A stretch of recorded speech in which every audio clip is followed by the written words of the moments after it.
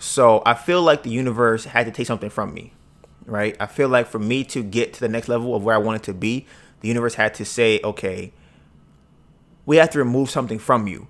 Where is the weak spot that we can remove from you for you to feel that pain or that make that sacrifice for you to have to get to the next level, right? Now, I see it as pressure building up. There has to be a release of pressure somewhere. So if I'm building up all these things inside of me and I'm pretty much building my life perfectly brick by brick, there has to be something I have to give to be able to move forward to the next level. And I feel like that was my dad, right?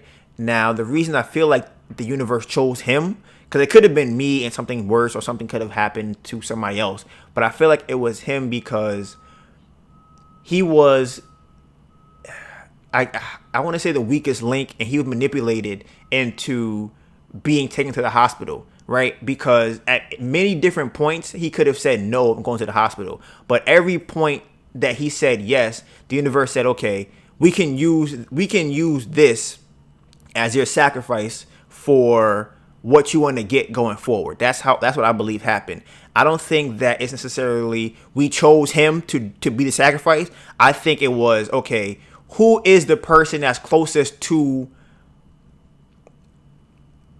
death that we can choose? And I think it happened to be him. They said, okay, he's a person that everybody's telling him to go to the hospital. He got the coronavirus. He's in the hospital. My aunt, his girlfriend, everybody is giving him all this bad news and fake news and things like that. And the universe said, okay, right here is your weakest link. That's what we're going to take from you. We're going to take this thing from you. And I feel like it's weird because yesterday, I felt like empowered by it, even though I still kind of get upset. But when I think about it, it's like I have something other people don't have, right? And I always I've said this before, maybe on here, I told Melissa this too, where it's, I wish I had went to jail or, sold drugs, things like that, only because it allows me to experience a trauma that if I come back from only makes me stronger. And this, my dad being taken away from me, I feel like I have something to do it for. Like, I feel like when I'm riding my bike and I'm like now I feel like it's almost like I envisioned it as, if you watch Iron Man, it's almost like that. When the armor comes, that's what I feel like. I feel like now when I go out to do something, there's a reason I have to do it for. And I had that before, but it was kind of like, it wasn't, I guess, as solid as iron or steel. It was just like, I want to do this. But now I feel like I have a reason to do it. So now I was thinking about it when I go and play basketball. I'm like, when I play games now, because a lot of times when I would play, it would be too easy. But I feel like now I have to win games because this is where I draw that energy from. Like, the fact that I'm doing it for my dad is kind of how I feel when it's just thinking about what I want to do for the future. I'm like, it's weird because, like I said, I feel like it's armor on me. I don't know how to explain it. I don't know if anybody else feels this. It just feels like I have another layer of strength on me to use to be able to fight whatever game we have going forward. And again, I don't know how the universe works or dreams work and things like that.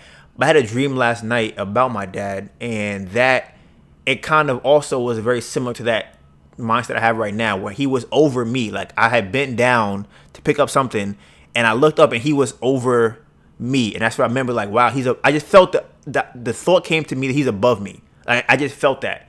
So like I said, I think that is something that, like I said, you have to have a sacrifice when you want to get further in life. And I feel like this was my sacrifice for that, one of them. Because, like I said, I want to do a lot of things, and I have to start here now with the podcast and YouTube to actually get to the point of being able to really put into motion what I want to do. So what was I gonna say? Yeah, so pretty much I got activated from Uber that day, and now it's probably increased my income probably $700 a week, maybe more, maybe probably $900 a week extra from Uber, just off of that one account being activated. So it's like I said, it's a whole nother level of life that I plan on living going forward. So we got some dreams. I'm gonna put it out there too, because I don't think I said this publicly. My plan is to move into an apartment that has a basketball court in it. Okay, in New York City. That is what I want to do. I want to have a basketball court in my building. One of the reasons why I love basketball, but two, for the Bamboo Project sports page. Okay, because I'm gonna be training people. I also want to have tournaments and practices for my teams that I have for the sports pages, right? So for the sports page. So you heard it here first. Sauna. I want floor to ceiling windows. I want a nice bathroom, nice kitchen. I want to be a 1 bedroom. A studio would be nice too. I don't mind a studio if it has all those amenities. Washer dryer in the unit, right? Honestly, the place we saw a place the other day, right? It had a bowling alley, a sauna. It had a room for a golf simulator. It had a place for your dogs and your kids, cats. It had a music room, and it had a separate studio, like a creative studio in there. Bro, I said a bowling alley. I don't even bowl, but it had a bowling alley in there. I'm just like a theater. You see, rooftop. It had a pool. It had a pool, right? Concierge probably had like a little somebody to get my packages for me, right? A rooftop, right? All types of shit. Probably bike storage. Like right now, these are my amenities that I have right now. So I'm like a roof and a bike. Like I went from living in my mom's house to having a bike storage, a concierge, and a package room for my packages, and a roof, and I got a gym. Bro, they have gyms next to the pool, next to the like a gym. Gym, and they got a full basketball court, like full court, not just a full basketball court with multiple. Listen, this is what I want. This is my goal. Like I said, I'm trying to make some moves. So that's that for that part of the podcast. So something I want to touch on. How much time? Where we at right now on time? Can you scroll down? How much? I feel like 1, 2, 3.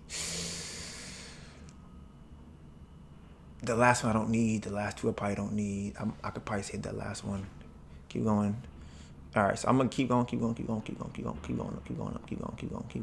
Okay, it's okay. All right.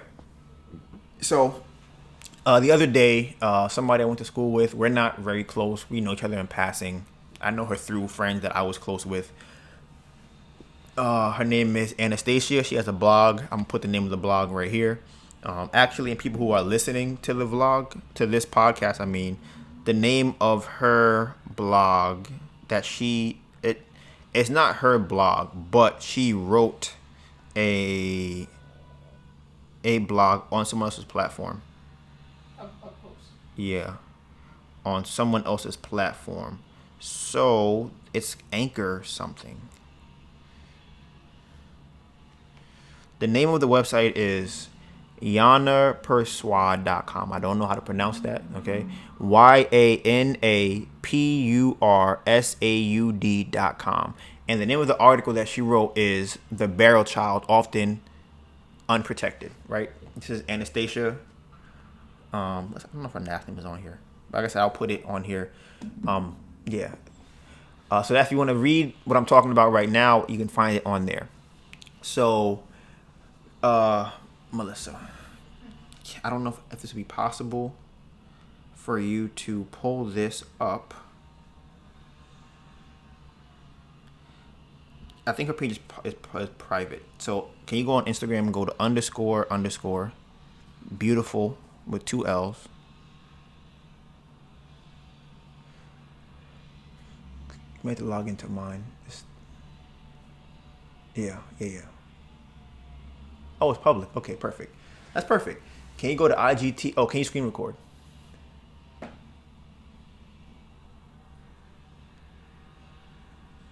Okay, can you go to that video, right? The one in the middle. No, the middle. The video. Down. Yeah, that one. Okay, so can you go to 11 minutes? Yeah, 11 minutes and 40 seconds. As you guys read, like when I heard. So this is me asking a question to her. Pause it real quick, please. I have some technical difficulties. Okay, I'm gonna show you it works when I say pause and unpause. Okay, cool. You can pause it. Okay, so she wrote an article. She wrote a blog, and I read it, and she did a live, and I joined. I wanted to ask some questions about it because I'm really intrigued by trauma, because I feel like the majority of the world's problems, not majority, all the problems we have come from children being traumatized and then them projecting those traumas into their work, into their art, into their life, into their interaction with other people. So I feel like if we can solve the problem of childhood trauma, then we can actually have a better place to live in. I think that's what caused a lot of issues that we have today, which is why, again, like I said in my last podcast, I believe, I don't think everybody should have kids because everybody's not ready to have kids. Okay, so you can press play. And So this is as her. I've read, like when Wait, hold I on. heard No, all the not you. things that all the things that he was bringing up, I definitely felt a little bit of shame and like disgust within myself. What? And after that, I was just like, this wasn't my fault. Like I was dead 11 years old. What the hell? Oh, I think I went the wrong way. Okay. Being in a relationship. Yeah, it's not. It's not at this point. Can you So, yeah, pause it real I quick? let go the shield. Oh, put it to 1140 being left in the video. So this is her reading my question on there. What trauma would you say you suffered from that experience?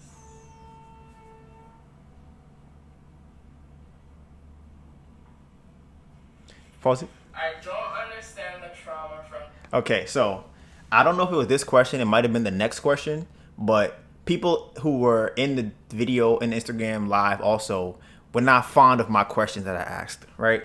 And they were like, next question, get him out of here. What's he talking about? Forget him. All type of bullshit stuff, right? This is why I hate the mob mentality, because people don't think for themselves. And the problem I have with that is I feel like later in the video, she decided that she didn't really check them for what they were saying because they were trying to protect her, even though she was not in any danger. But instead of actually telling them to relax, she kind of co-signed what they were saying. And I have a problem with that because I don't think that she actually two things. I don't think she genuinely felt that what I was saying was rude. I think that because they thought it was rude, she also felt like it was rude too. So, okay, you can press play.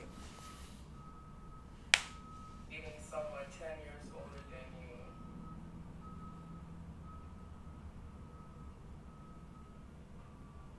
I'm gonna try not to get.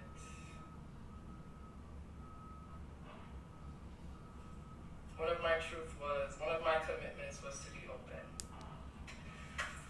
I don't understand the trauma from dating someone 10 years older than you. So all I have to say to you, Donovan, is you let me know if you would be okay with your 11-year-old daughter dating a 21-year-old man. That's all I have to say about that. Well, pause it. And also, so other people in the video were also saying that I shouldn't have used the word dating. They felt like that was the wrong. Hey, dating? That's not dating. You can't call that dating, right? I'm just like, okay, obviously y'all missing the point of what I'm saying. At that point, they called it dating. Whatever you want to call it, whatever you want to call it. I don't care if it's dating or not dating. At the point of that, whatever, y'all called it dating. He probably thought he thought you was his girlfriend. He called you his girlfriend, said you were a side chick. In the article that in the blog that was written, he referred to her as her second girlfriend, or she referred to herself as his second girlfriend. Back then, that's what she thought. So in that context, I'm talking about them dating. Okay. you could go and read the story on my blog. Which I'm gonna put right here, the link to the blog. Full understanding of that. Okay, you pause it. So the question I asked was, because this is what I didn't understand, right? For me, trauma is something, when you're traumatized by something, it affects how you make decisions today.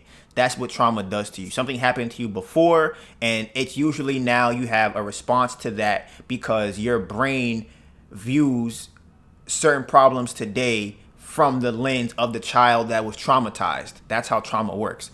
So what I was asking her was, what trauma do you think that you went through because of this, or what? How do you feel like this traumatized you, right? Because I don't understand from the article that she wrote, from the blog that she wrote, how she was traumatized from it. I don't see it. I didn't see it. I read it. I don't get it. So I was trying to understand that, because I'm like, did he forcibly have sex with you? From the article, she said it did not have sex. She said that he told her that he was feeling her up and that she liked it. And then in there, she said that she made sure to put this in quotations to say that she liked it, but probably only because she was a child, and that's how people their biological functions work. When they're stimulated, they feel pleasure, which is fine. I didn't think she had to write that in there. I think that was kind of implied, but I also feel like she wrote that so that people don't judge her for enjoying the feeling. But she also said she did not remember it, but he told her that. Either way, I think that she shouldn't have had to make a disclaimer about if she enjoyed it or not, because she was a child. I don't think anybody will hold that against her, that she enjoyed being touched as an 11-year-old, because she may have enjoyed it. And I think that once she acknowledges that she enjoyed that feeling, then you can move forward from there. And then somebody can tell her, hey, even though you enjoyed that feeling, I mean, I don't even know anything really to say about it. If it felt good, it felt good. Was it feeling good and being right are two different things? Because I've heard that people who have gotten raped have orgasms. So they may have felt good, but that doesn't mean it was the right thing to do. It's just a bodily reaction to it. So I don't think you have to actually justify why it felt good, or she had to justify why it felt good in that. Also, I think people, this is usually a face people give me when I ask them questions, because they feel like that I'm like trying to be malicious, and it's like I'm really curious. So, this is my main thing too, why I asked that question, because I was curious. Does she now make decisions consciously or subconsciously with the same perception as the abused 11-year-old self? So an example of that would be, which she later clarified did not, or is not the case, is that I asked her, do you date older men? Because maybe because of that interaction, you only feel comfortable talking to older men because your first experience with a man in that intimate capacity was somebody who was older than you. So now you feel uncomfortable talking to somebody who's younger because that person doesn't fit the mold of the person that abused you.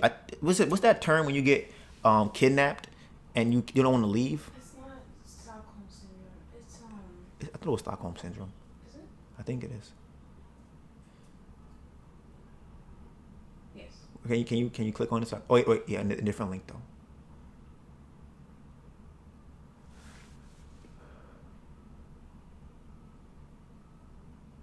Feelings of trust or affection felt in many cases of kidnapping or hostage taken by a victim toward a captor. That is what is called Stockholm syndrome. So there are different types of abusive responses, or there are different type of responses to abusive situations, and they all are not responses that would be typical of a person being abused. It doesn't mean that you get abused and now you go, oh no, get away from me, get away from me. There are different things that we don't understand or that happen that would confuse a normal person. When you get abused, why do you want to love this person? Why do domestic violence abusees continue to stay with that person? Why do people who are kidnapped, like this situation, love or want to go back to the person that kidnapped them? These are things that happen. Those are traumas. Those traumas have caused you to now, your wires are crossed, right? That's how I view trauma, when your wires get crossed. If somebody gives you love and you meet it with aggression, there's a problem there, because aggression should not be met with love. That's not, you should not equate aggression to love, right? That's not how it should work, because now whenever somebody abuses you, you feel like, oh, okay, this means they love me. And this is what happens with a lot of children and their parents. They feel like because my parent, who's supposed to love me, screams and yells and hits me, that's what love is supposed to feel like. So if my man or my woman does not do those things, I don't feel like they love me. And that's what I was curious about in her blog, because I'm wondering if if there was wires ever crossed for her, that she felt like, I need a man to treat me like that man treated me when I was younger. You can go back to it. Okay. I'm gonna try not to get. And I really was curious why this would upset her, because I don't understand why that would be an upsetting question. One of my My commitments. question was, what trauma did you experience from that interaction? I don't understand the trauma from dating someone 10 years older than you. So, all I have to say to you, Donovan, is you let me know if you would be okay with your 11-year-old daughter dating You a shouldn't have said I don't understand. 21-year-old man. Maybe you should have just asked what was the trauma. Okay, can you pause it? That's all I have to say about Yeah, you know what's crazy? I agree with that, and it's weird because I said that so I don't come off as like so this does not happen, but it ended up happening. So I'm wondering if I should just ask the question and then because I'm like, if I don't understand sounds kind of dismissive.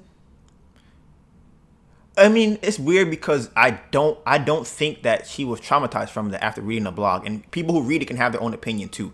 I don't think that actually traumatized her based off of what I read in the blog. So that's why I'm like, I was confused as to why she wrote the blog because I don't understand if maybe it's an experience that she had, which is fine to write in a blog for. But I didn't know if she was saying that this is a traumatizing thing for her. Okay, if we can press play.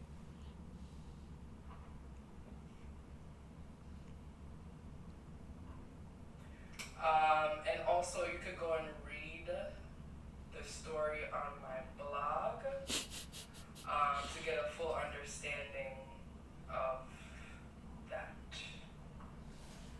Okay. Yeah, everybody was like, next, get him out of here. Get him out of here. Again, read, do your research. It's all from me, by the way. All this is for me. And then the next.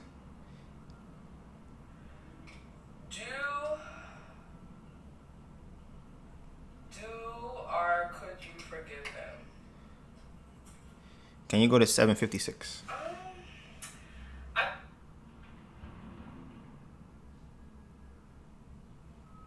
She's reading my question right now, I believe.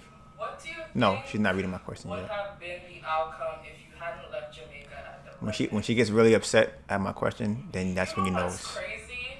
it's looking at what When I was leaving Jamaica, my question I had was. just started high school, and I was not excited to leave because I'm like, I just started high school, like I want to go to America. But if I was still in Jamaica, I probably would have been pregnant. Yeah, so I'm grateful that I left. Because who knows when I would have seen my parents again. What? And with no one to guide me, I probably would have. Why are you making that face? I don't know what she's talking If she was in Jamaica, she'd be pregnant. about. I don't understand the correlation between the two. To my ex. Oh, this is. What was the most could you forgive them? Yeah, I don't understand why she asked me I mean, if it's okay if my 21-year-old dates my 11-year-old daughter. If a 20-year-old, that doesn't make sense to me because I don't think that it's a good thing, but I don't understand what trauma comes from that. That's what I'm trying to figure out. I don't know because I've never experienced it, which is what I asked. I don't know anybody that's been in that situation, so I don't know. Has your mindset changed since then? Do you view the world differently since then? So on and so forth. But yeah. The backstory on that, but yeah, he's still calling me, so it's like, yeah, I think it's possible to forgive. For me, I will absolutely have to learn to forgive him. Absolutely. So yes, I will forgive him. For my sanity, I will forgive him.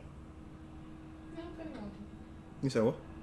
What was that? Right, exactly. Thank you, Melissa. Because you want to. I'm like, what?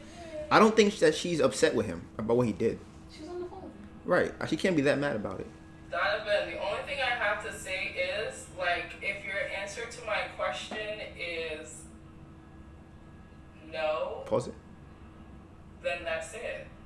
The question that she asked me was, would I let my 21-year-old, would I be okay if a 21-year-old dated my 11-year-old? And I said no. But my original question was, what is the trauma that you experienced? I didn't say that it's okay. My question is to her, what comes from that? What is the experience that you had to deal with because of that? Did that change how you viewed yourself? Did you now want to wear makeup? Did you now want to have sex more? Did you now feel like other men have to do those things that he did? What are those things that happen? That's what I'm trying to figure out, because I feel like when somebody is traumatized, it carries over into other parts of their life. So if she was actually traumatized, which I don't think she was, because it doesn't sound like it doesn't sound like that carried over into her other life. I don't think she was traumatized. However, later I asked her a question. Does she feel like she dates older men because of that situation? And she said no. And I don't think this video was up. I couldn't find that part of it. But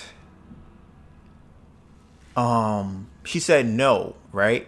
And she didn't want to talk about her dad not being in her life. So what I think the trauma is that she experienced is that her dad was not in her life. And I think that the trauma from not having her dad there as an older figure, male figure to show her love, she was more susceptible to being with an older guy because he now fits the mold of her dad who's older. That's, in my opinion, how trauma works. You get traumatized at 10 because you don't have a dad and you want that love from an older guy, and then you go look for it your rest of your life. You try looking for older men who can fit your dad role. You date 50-year-old men, you date 75-year-old men, and that's how I think trauma works. It has to link to something. That you have to be traumatized, and now you're making decisions based off of your trauma. That's what I believe traumatized is. For example, Melissa and Bird, traumatized. She see a bird, start running down the street because it's a bird. It's like, what happened to you when you was a child where a bird came and now you want to run down the street? I don't know. Even my mom said she was just pushing the stroller and I was screaming. And that's why I think trauma works. So for Melissa, because she doesn't remember and her mom said it happened when she was a baby, I think it could be two things. Maybe she saw a television show as a baby, or maybe she got startled by a bird when she was very young, and that as a young baby, it just kind of imprinted on her to be like, oh my God, that thing just scared me so much. Whenever I see it, it brings back that feeling that I had before, and I can't deal with that feeling, and now I feel scared. That's to me how trauma works. So again, to relate back to this video, if she was dealing with that guy because she wanted the love of her dad, she would then, in her mind, at an 11-year-old mind, because they're not very developed, they're gonna think, oh, they won't even know why they like this guy. They just think, oh, he's an older guy, I want to be with him. But if you have a dad in your life, I think it's less likely for you as a woman to talk to somebody who's 10 years your senior at 11 years old. At some point, I would have believed that it would be like, why are you, like, how old are you? You're very old. That's kind of weird. So, but she said she didn't know he was 21 also, because he didn't have mannerisms of a 21-year-old. So, but, you know. And I think it's also kind of strange that I don't know if like I said, this is why I don't think she was traumatized by it, because she still is okay with talking to the guy that did that. And to me, I can't imagine. He's a pedophile.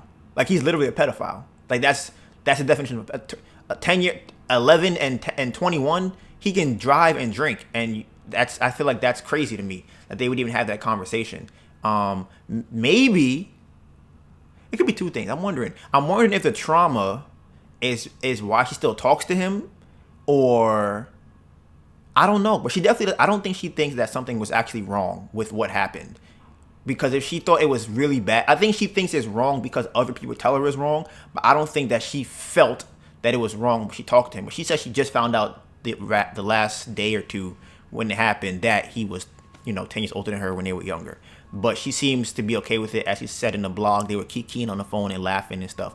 And I don't know of people that have been molested by an adult who want to be on the phone with them and laugh with them. I don't know. And the fact that he called her and wants to still be with her also shows signs to me that something's wrong with him. You are a pedophile, and you are trying to get back the 11. Here's my thing, right? If you have reconciled with the problem that you did or that you had as a 21-year-old man touching an 11-year-old child, and if you've done the work and realized that was wrong, I can't see why you would want to even continue having a relationship with that person. That doesn't make sense to me. Do you understand? Do you make sense to you? Like, do you see that at all? Am I bugging? No, that definitely makes sense. Because if you see you, if anything, you would want to kind of fix that, or would feel kind of Right, like you you abuse that person. right, you wouldn't want to Oh, date them. You wouldn't want to talk to them and get with them again. it's kind of like, I'm so sorry that. Yeah, like I'm apologizing for what I did. I can't believe that I was touching you at 11. I was fucked up at 21. I didn't know any better. I apologize for that, and so on and so forth. I think that that's what somebody would say if they were abusing a child. I couldn't imagine a guy abusing a child and then being like, "So now that you're older, you trying to like date? That's crazy. Like you want to have sex now? Cause she's 26, he's 36. It seems more normal now because they're both 10 years older. But it's like, yeah. So either way, but you could press play.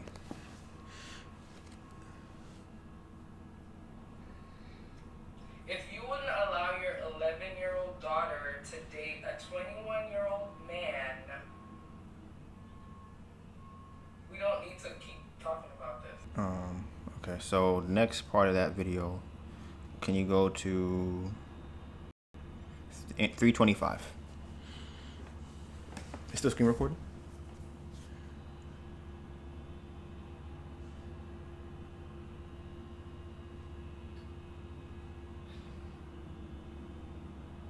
Writing novels based on your stories. Can you pause it real quick? All the stuff that One thing I also wanted to point out is that one reason why I followed Anastasia is because she used to be overweight, right? And I have a huge amount of respect for people that lose weight, because I know that it is very hard, and people that there's something about having to go to do something every single day when you don't want to do, having to change the way you eat, having to endure the I guess the trauma of being abused emotionally and verbally as a child for being overweight. I know that to make that decision to actually change someone's life or change your life is really big, and that's one reason why I follow her, because I feel like I want to see people I like seeing people like that on my page. I like seeing people that are actually progressing in their life.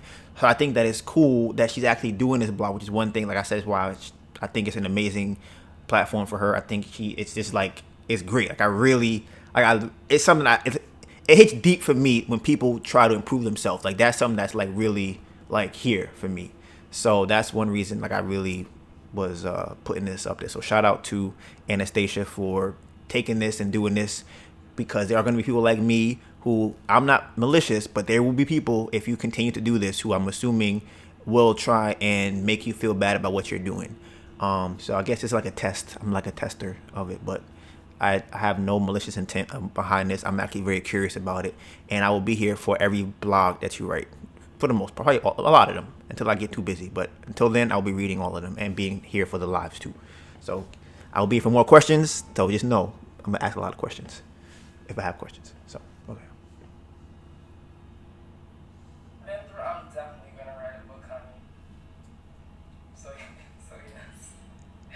yes.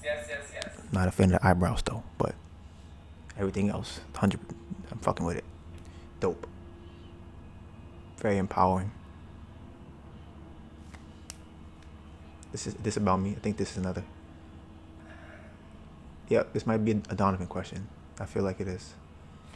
So first of all, you're gonna say you said sometimes people who date older men find it harder to date men who don't fit the mold of their abuser.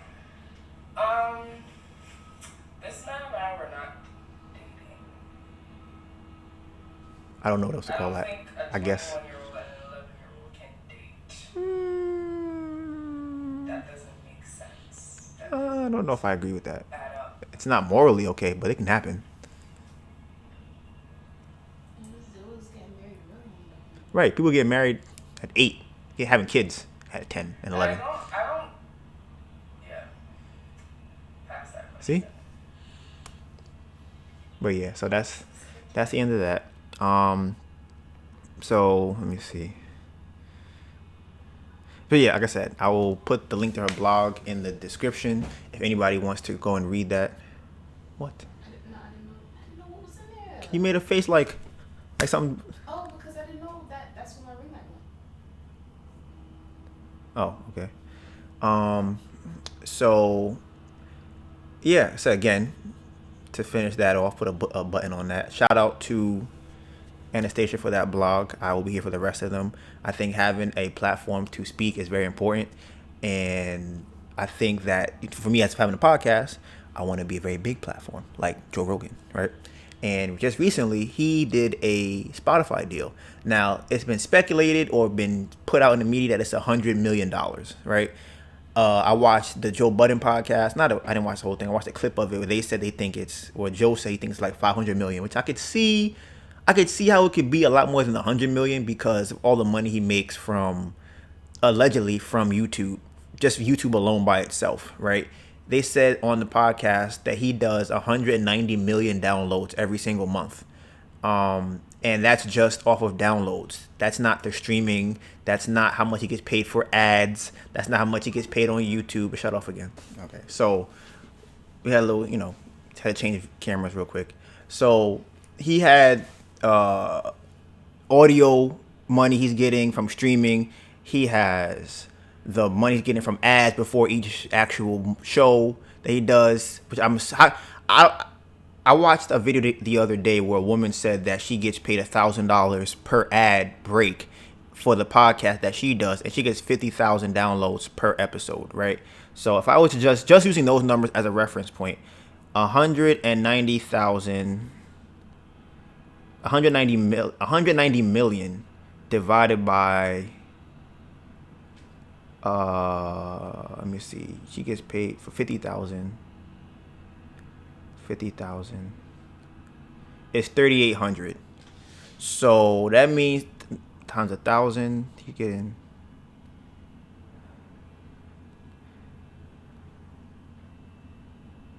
that can't be right. That can't be right. Okay. If he's getting, I'm gonna do cross multiply. Okay, if he's getting 190 million downloads. So let me see. One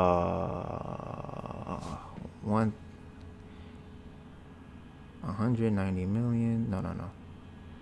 What is it? 1,000 divided by 50,000 equals times 190 million. Yeah, wow. If he's getting $1,000, which is insane. If he's getting 1,000, that's ridiculous. Oh my God, that's fucking wild. And that's if he's, which I think he's getting way more than that. Lord have mercy. Jesus Christ. Oh my God. Again, I'm just speculating. Jesus Christ. Oh my goodness. Lord have mercy. Oh my God. Oh my God. I don't know what the figures are. They want.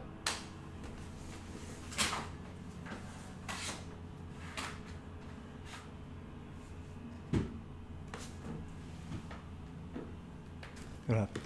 It's dying? Yeah. Is it still recording? You said no? Did it die? Oh, it is still recording. But it's not dead. Down here. You're gonna unplug that, the top. You're gonna plug both of them, honestly. Oh my, yeah. Why can you hear these numbers? Oh my goodness.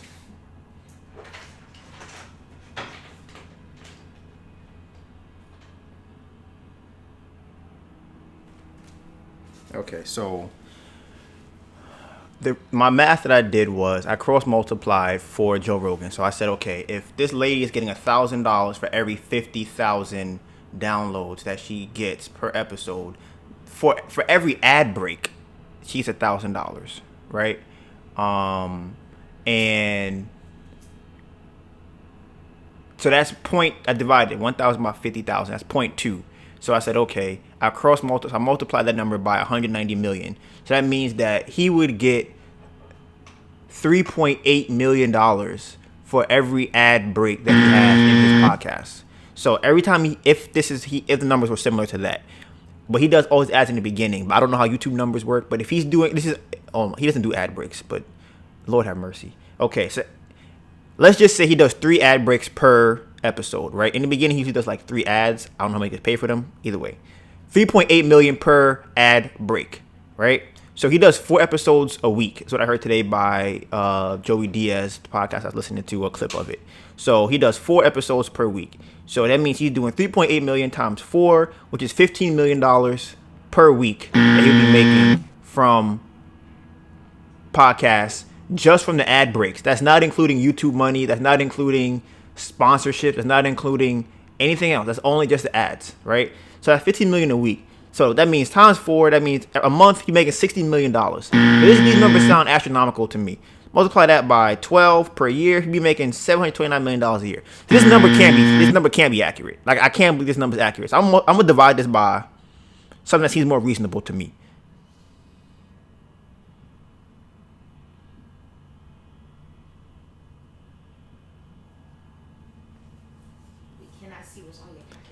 Oh, the number I came up with, the number that I added up to, his income would be $729 million a year of ad breaks. But that can't be correct. I don't believe that's even possible to be accurate. I can't see how that would be accurate. But maybe she rounded up on her ads. Even still, $1,000 for every 50,000 downloads. He has 190 million per month. Oh, that's the problem I did wrong. I did that by each episode 190 million. That's where I fucked up at. Okay, so he does. Let me see. He does 4 episodes. 4 times 16 episodes a month. 190 million divided by 16. So 11 million downloads per episode. Okay, so let me see if I can get this number right here. 11.875.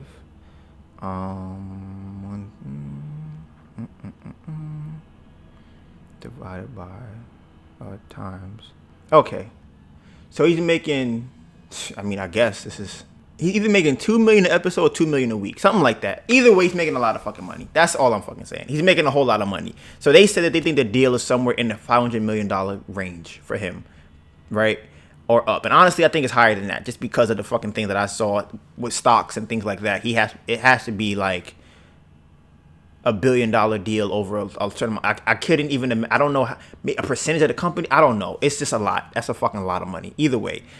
The reason I think that it's not a good idea that he did that, other than, I mean, he said it's going to be a licensing deal, which means that they just use his content for their platform. They don't own any part of it. They don't have any say-so in it. I think the problem with that is, I don't think that maybe Spotify just wants half the numbers that he got. Maybe that's enough for them, because I think that's what makes sense. Because for me personally, I find Joe Rogan's clips on YouTube, right? And I was under the assumption originally that he's gonna take down all the clips from YouTube, take down all of the videos from YouTube at the end of the year, and then put those on Spotify. But how will I be able to find new clips if they're not on YouTube? However, I did hear after that he might keep the clips on YouTube, which makes sense, because I'm like, how would I find the content if I don't have Spotify? So it makes sense to put those things on YouTube. However, I do wonder if YouTube will find a way or use this as a reason to kind of, I don't even know if demonetize would be the word. Maybe ban a channel somehow. Maybe they don't want his clips on there because he went to Spotify. I don't really know. Maybe they won't, because it's not like a full thing. It's exclusive for a couple of years. But my thing is, how will people find Joe Rogan's podcast? Kevin Hart's podcast came out yesterday, I believe, and I watched it because I saw the clip on YouTube. But I would have to then watch the clip on YouTube, go to Spotify, and watch it on Spotify with ads. I already have YouTube Plus. I would have to go pay for Spotify Plus to then watch it without ads. I don't plan on doing that. Like, I have no intention of going out and paying for Spotify just to hear the podcast. And I don't really want to listen to it with ads. Maybe I'll do that if I care that much, depending on who it is. But I feel like all those extra steps would prevent me from going to actually listening to the podcast on there. So I think, and some people I've talked to, which are not diehard Joe Rogan fans anyways, have said they also would not go to watch it, because it's like, I'm not doing all these extra steps to go and freaking watch this, like, one podcast or two I might watch one of his podcasts, a whole podcast a month, maybe 2 a month or something like that. But I'm not, he does 16 possibly a month. I'm not going to be watching that many on there. Only honestly the big ones, probably like the Elon Musk, the Kevin Hart's, just the really big name people. But the regular ones with him and his friends and stuff, I can't see anybody really caring to watch those. Not that much. But again, if Spotify is okay with getting a very small percentage of the people that was already watching Joe Rogan, then I think it's a good deal for that. But I don't think it'll work. It works in terms of growing the channel. I don't think it's good for that. I think if he's trying to help build Spotify and kind of change the podcasting game and opening up the door for other people to, and not necessarily even Joe Rogan himself, opening up the door for other companies to get into podcasting so that YouTube and Apple don't monopolize that space. I think it makes sense under that umbrella, but I don't see how this is a good idea other than that. But he got a big bag, so that's always that. But in terms of a business aspect, it's a licensing thing. I just don't think he will be able to. I don't think this will make his channel grow. Maybe people on Spotify will watch it, will listen to it more, possibly, because they'll put it on there. Also, Spotify does not have a video version yet right now, which makes it even harder because now they do not have video on there, which they're going to add for the podcast. But is their algorithm good enough so that I can find his clips that I want to watch? Like, how will they be able to show me the clips? If I'm going down a rabbit hole of Kevin Hart interviews, and then boom, a Joe Rogan clip pops up, I'm going to want to see that. But if Spotify doesn't have those other things on there, how will they show me that I'm looking for? This is why Google is the best search engine, and YouTube is owned by Google, which is owned by Alphabet, which is why that is their thing. Algorithm searching, that's their thing. I've heard Spotify is good at recommending songs and having good playlists, but I don't think that they even come close to being able to know what content to show you when you're looking up other content. I don't think they're good at suggesting things like that when it comes to video. And I don't think they have the catalog to do that also. So if I'm into, like me, I've watched Joe Rogan videos about him doing crazy things or not him, but, people in Africa not African, like people safari type people where they'll go and they have to hunt animals. I've watched different types there's a guy, Daryl Davis, where he was a black guy, used to be a musician, who now goes to Ku Klux Klan meetings and rallies and talks to them, and he has gotten a lot of people to actually leave the Klan. I watch things like that, and I don't think that I will come across those things if it wasn't for YouTube. So if he keeps the clips on YouTube, that may make sense to do, and maybe I can see myself, maybe. I mean, like I said, Spotify, they're not going to get a lot of things he had before, but I think they just want to get a boost, and I think this will definitely give him a boost. So I guess from that perspective, it's probably a good idea. But yeah, and I don't know how long the deal is. I think it's 3 years or 5 years. It's a multi-year deal, so licensing. But I just don't know how he comes back to YouTube. Does he bring all the YouTube videos back? Maybe he makes them all private on his YouTube channel, and then when he comes back, he unprivates them. I could see that being a thing. I could see him doing that, because I can't imagine how he would be able to. If it doesn't work at Spotify, how does he come back to YouTube and just put all the videos back up? That would take forever to post thousands of videos back on YouTube. So I think that's how that's going to go. Another thing on today's, what are we calling them? Syllabus? What do you call it? Outline that I want to talk about today. If anybody knows this person, she's a YouTuber. Her name is Aaliyah's Face and Melissa. I actually enjoy watching her videos because I feel like it's weird because she's authentic, but I feel like it's complicated because she's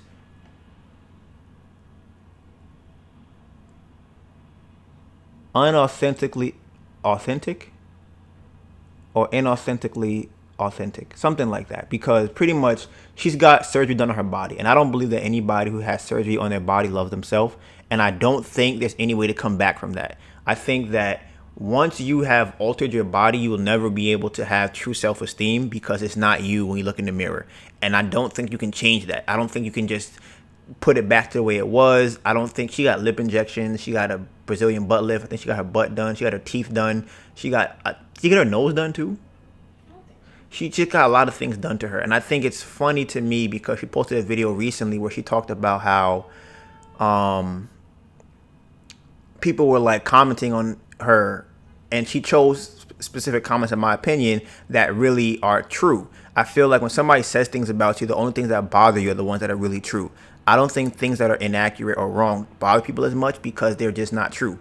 But somebody she said was telling her that she'll never be natural like her, and she's always going to be a fake person, and a bunch of other things like that. Maybe I'll post the stuff.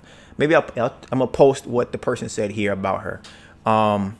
And I just think that this goes into self-esteem, because that's something I'm really about on here, is being authentic and having self-esteem, being able to move forward in your life.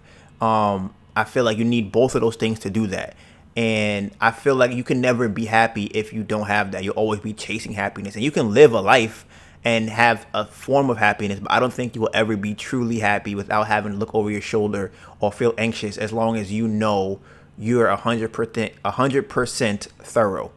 All the way through and through. There's no cracks in your armor or your foundation. You have fixed all the problems that you have, and then you build on top of them. So I think that she will always be haunted by that fact that people will always, and I feel as though there's a trend coming that is leaning more towards being yourself, and I feel really bad for people who have gotten their bodies done, because I don't think there's any coming back from that. And I think that they will always be criticized and mocked for doing what they did. And I don't know how you can come back from that. I really don't know. Because my problem with that is, whenever you walk past the mirror, you will think to yourself, that is not me. That's not my face. That's not my body. That's not my butt. And I don't think you won't not think that, but let's just say, for argument's sake, that you do. When somebody comes at you about it, you're going to feel that pain. I can't think of something for me that somebody can say about me that I feel really offended by. Because I've worked on everything that I felt like would offend me. So I went and I did the work. I said, okay, it's funny. I've got braces 3 times. I'm probably going to get them again, because not braces. I might get the, what is that thing called?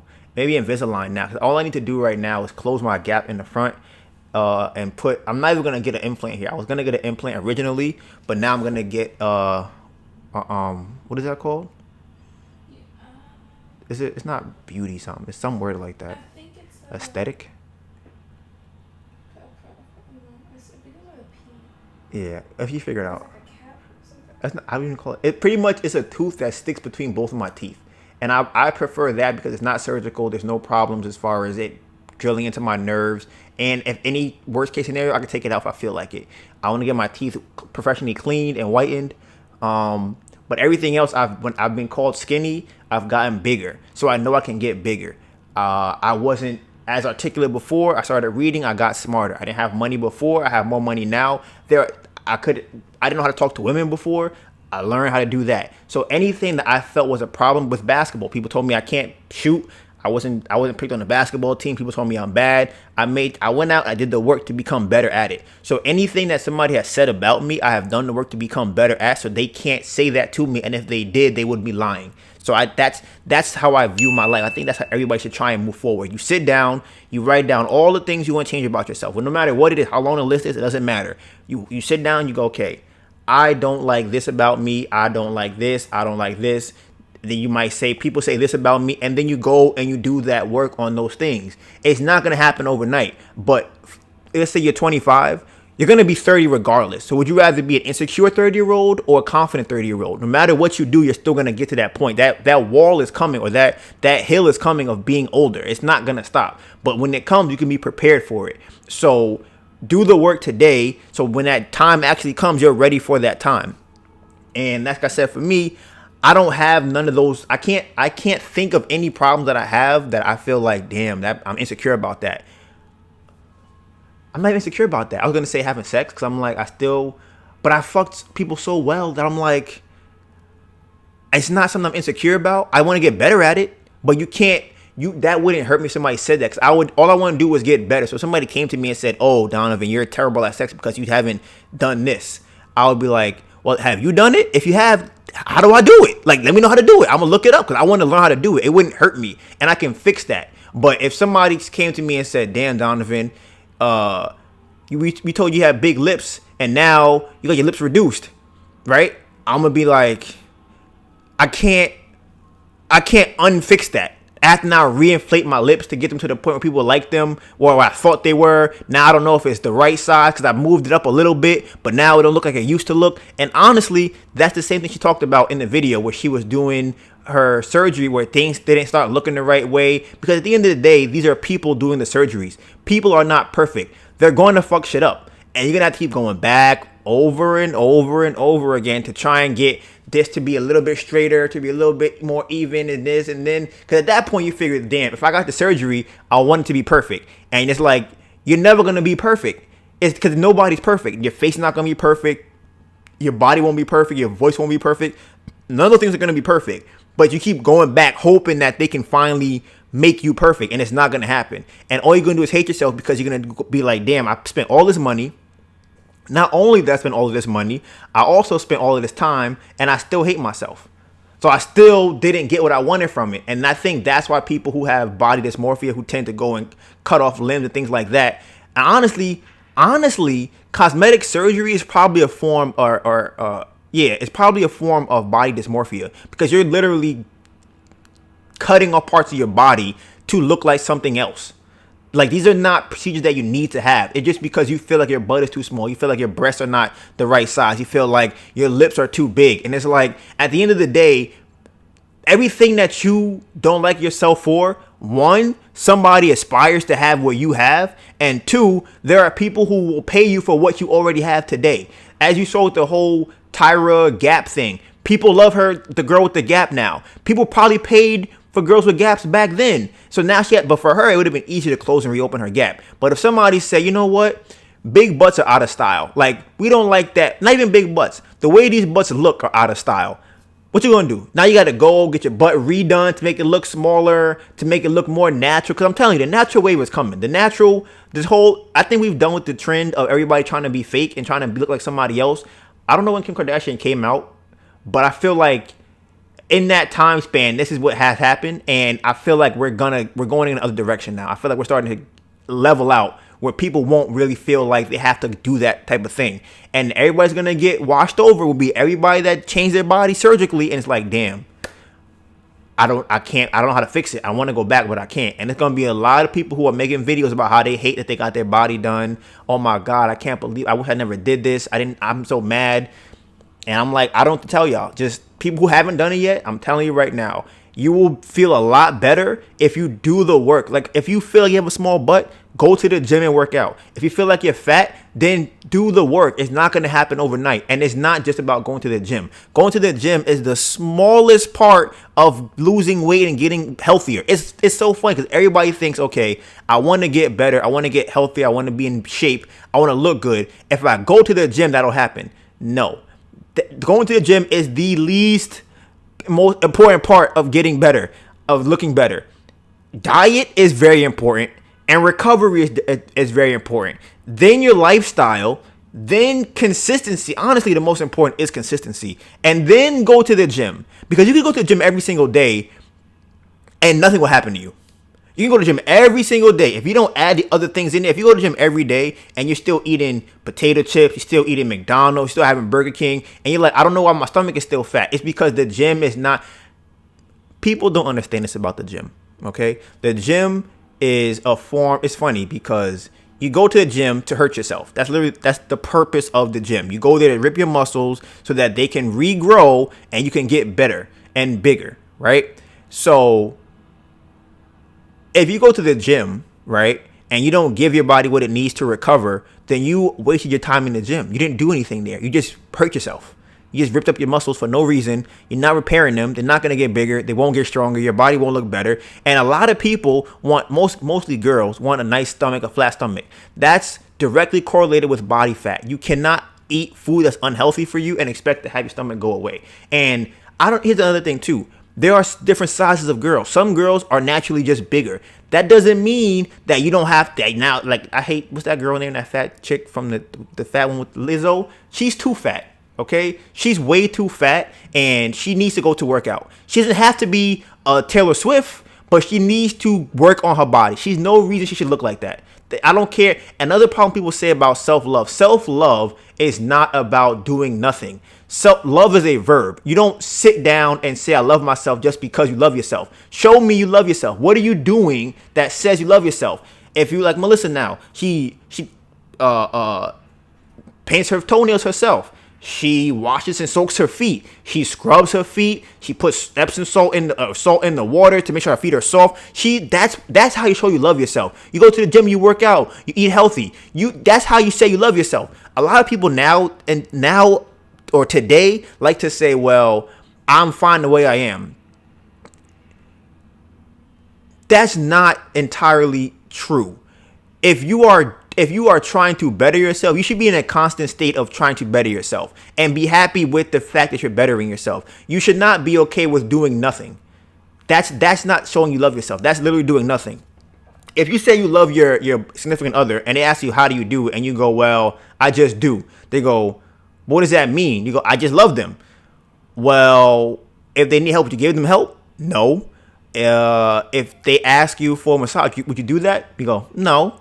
They go, okay, if they needed information, would you give it to them? You're like, no. So what makes you think you love them? Because you say it and you feel it? I feel like a lot of people feel like that nowadays. They just go, okay, I said it. I love myself. That means I do.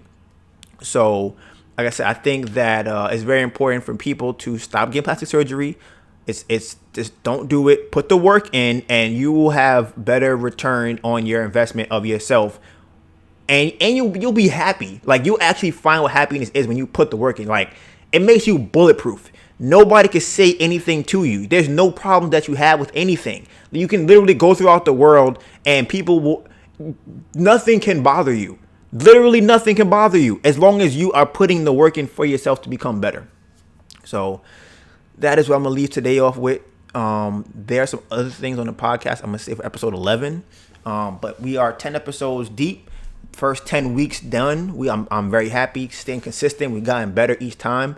We didn't actually lose any video today. We did change the camera a couple of times, but we didn't actually have me talking while the video went off, so that's good.